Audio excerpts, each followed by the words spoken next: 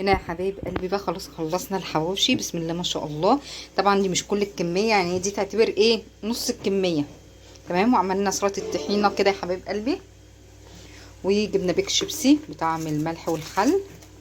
بصوا بقى بسم الله الرحمن الرحيم. هو سخن بس مقرمش. انا عايزه اوريكم القرمشه، مقرمش من بره. وريهم كده يا حنين عشان انا مبصور. مقرمش. افتحي كده بصوا من جوه اللحمه مستويه. بسم الله ما شاء الله. احنا بنعمله تنصيص كده عشان يشيل بس ايه، الطاسه تشيل اكتر. انت عايزه تعملي رغيف كامل ماشي. الصراحه حاجه جميله جدا. بسم الله ما شاء الله على طريقه ماما. كله بقى ايه ده الماما. قولوا لكم بقى ايه، قولوا التجربه وقولوا لي. السلام عليكم ورحمه الله وبركاته. اللهم صل وسلم وبارك على نبينا محمد وعلى اله واصحابه اجمعين.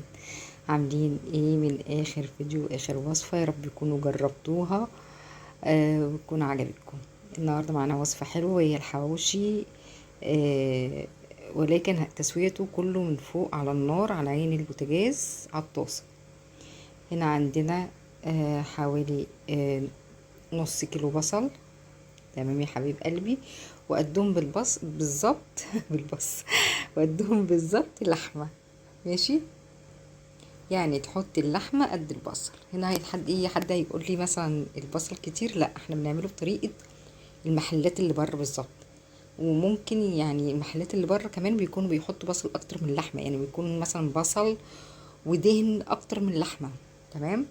لازم اللحمه بتاعتك يبقى فيها نسبه دهن كده، لان احنا مش هنحط اي ماده دهنيه في الخلطه اللحمه بتاعتنا. احنا فرمت الاول البصل يا حبايب قلبي، بعد كده نزلت بعد ما فرمته ناعم جدا نزلت عليه اللحمه بتاعتي، واحط فيها بهاراتي زي الملح والفلفل الاسمر وتوم باودر وبصل باودر وبابريكا وبهارات لحمه.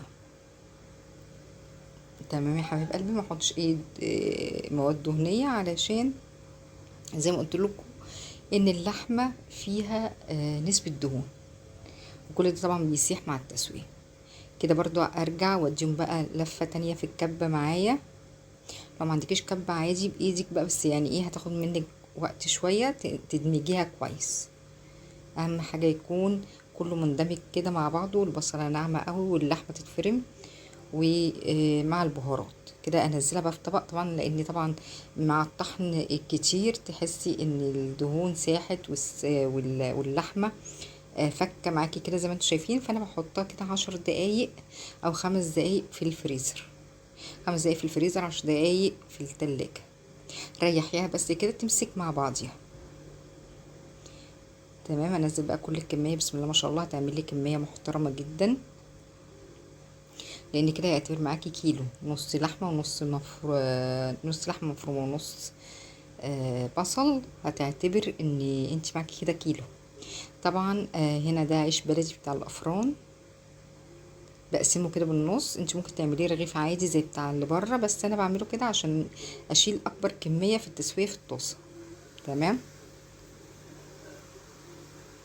طبعا لما تيجي تجيبي عيش من الفرن او عيش من عندي بتاع العيش، قولي له انا مش عايزه وشه محمر قوي، انا عايزه وشه ابيض للحواوشي. هو هيديكي عشان انت لما تيجي تسويه على البوتاجاز او في الفرن ما يبقاش هو احمر، فما يلحقش يبقى يستوي وتلاقيه احمر معاكي قوي، او يتحرق لغايه ما تسويه هيبقى محروق. تمام. كده بقى بعد ما طلعت اللحمه بتاعتي من الفريزر بقى بجيب كده زي السندوتشات اللي انا قسمتها بقى للعيش كده تنصاص، وابتدي احشيها اللحمه بتاعتي، الخليط باللحمه بالبصل بالبهارات بتاعتي. في بهارات برضو لخلطه الحواوشي ممكن تجيبيها وتحطيها تغنيكي عن كل البهارات ديت اللي احنا حطيناها. فانت حبه كده حبه كده. حلو حلو بقى الحواوشي كده مع طحينه مع شيبسي مع بطاطس محمره حتى في البيت، بتبقى اكله حلوه كده في الصيف وخفيفه. وعن الطبيخ وعن الحاجات اللي احنا بنعملها دي الصيف، انت عارفه عايز حاجات يعني خفيفه. بصوا دي الكميه بسم الله ما شاء الله، كميه كتير. وحشيت برضو اللحمه مش قليله فيها.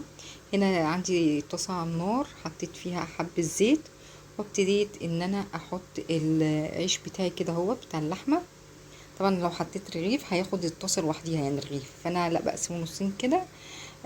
بياخد رغيفين.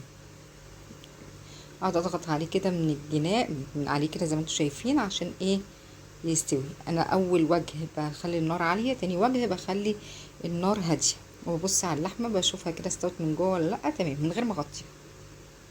واحط بقى الدور اللي بعده واللي بعده لغايه ما اخلص الكميه كلها كده. بعد ما طلع مقرمش من بره كده زي ما انتم شفتوا في اول الفيديو، وطري من جوه، واللحمه بتاعتي مستويه خالص اهو زي ما انتم شايفين. وطحينه وشيبسي والف هنا، ومتنسوش في اللايك والسلام.